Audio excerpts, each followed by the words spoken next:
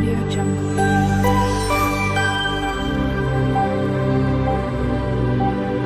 Audio Jungle. Hello everyone, જય શ્રી કૃષ્ણ.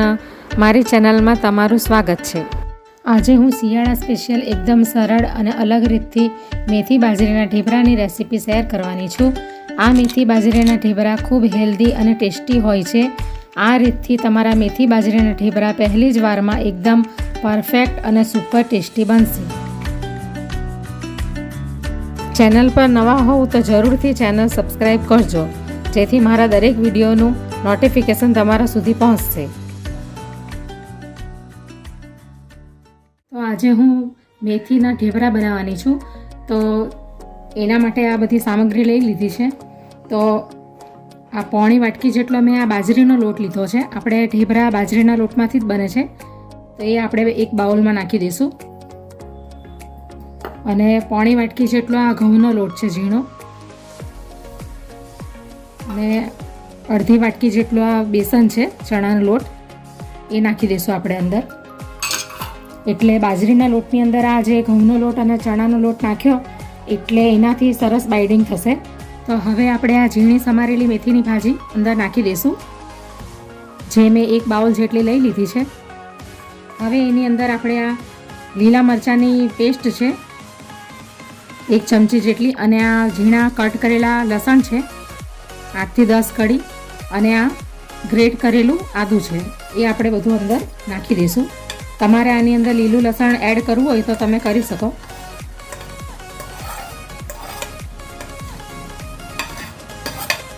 આ મેથીના ઢેબરા ખાસ કરીને આપણે શિયાળામાં ખવાય છે. હવે સ્વાદ પ્રમાણે આપણે અંદર મીઠું નાખીશું. હવે એક અડધી ચમચી જેટલો આપણે અજમો લઈ લીધો છે, જેને હાથેથી આપણે આમ મસળીને નાખીશું, એટલે સરસ ફ્લેવર આવશે એનો.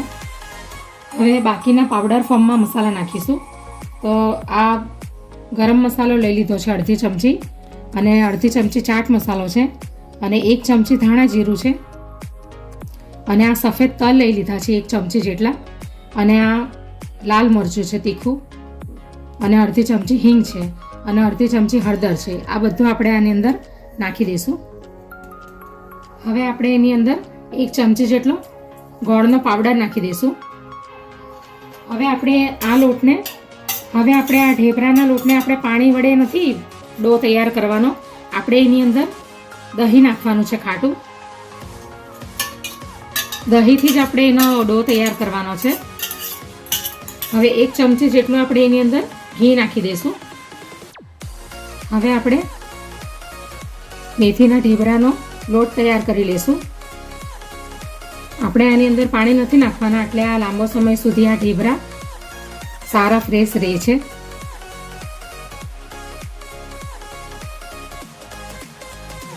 હજી આની અંદર દહીં તમે ઉમેરવા માંગતા હો તો ઉમેરી શકો, કારણ કે આપણે દહીંથી જ એનો ડો તૈયાર કરવાનો છે. એટલે બીજું દહીં તમારે ઉમેરવું હોય તો ઉમેરી શકો. તો આ રીતે આપણે ડો તૈયાર કરી લઈશું. આપણે ગોળ એટલા માટે નાખ્યો કે આપણને દહીંની જરૂર આમાં થોડી વધારે પડે છે, એટલા માટે. એટલે ખાટો મીઠો સરસ એનો ટેસ્ટ આવશે. બહુ એકદમ ખાટું દહીં નથી લેવાનું, થોડું મીડિયમ દહીં લેવાનું છે.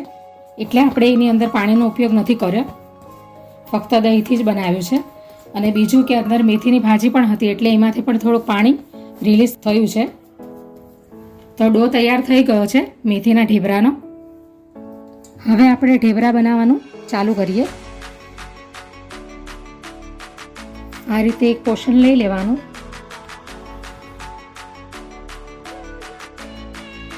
આવી રીતે આપણે લોટમાં ડીપ કરી અને પછી આપણે એના ઢેબરા બનાવી લઈશું.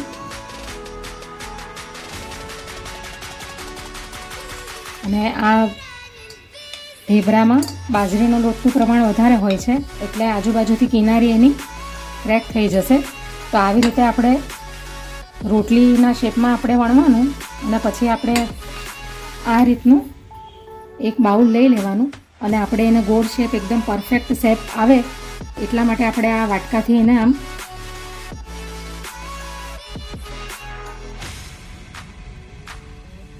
આ રીતનો આપણે ઢેબરો તૈયાર કરી લેવાનો. હવે ગેસ ઉપર મેં નોનસ્ટિક તવી મૂકી દીધી છે. હવે આપણે પહેલાં ઘી નાખીશું નોનસ્ટિક તવી પર. હવે આપણે આ મેથીના ઢેબરાને અંદર નાખી દઈશું.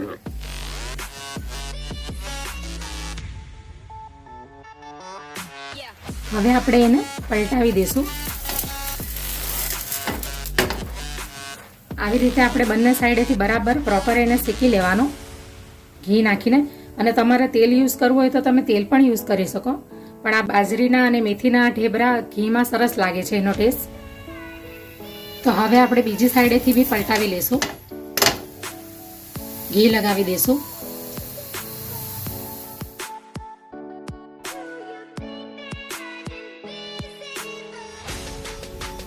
હવે આપણે એ જ રીતે બીજો પણ ઢેબરો તૈયાર કરી લઈશું.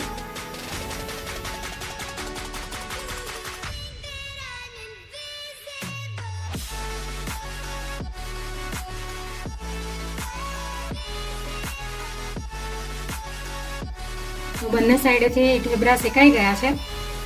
તો હવે આપણે એને ડીશમાં કાઢી લઈશું.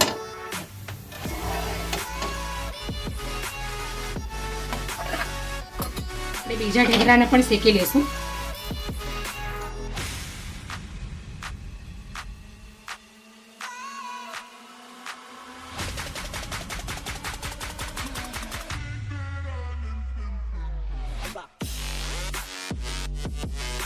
તો હવે બીજું પણ મેથીનું ઢેબરું તૈયાર થઈ ગયું છે.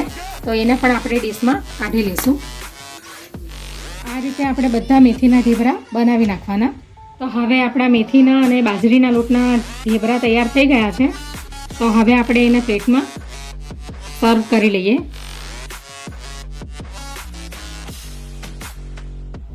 તો તૈયાર છે મેથીની ભાજીના ઢેબરા.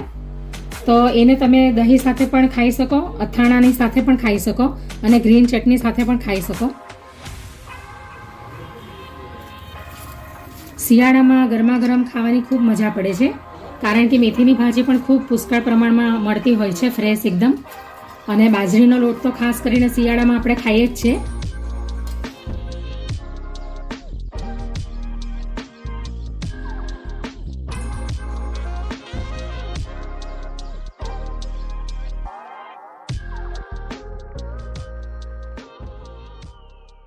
Audio Jungle.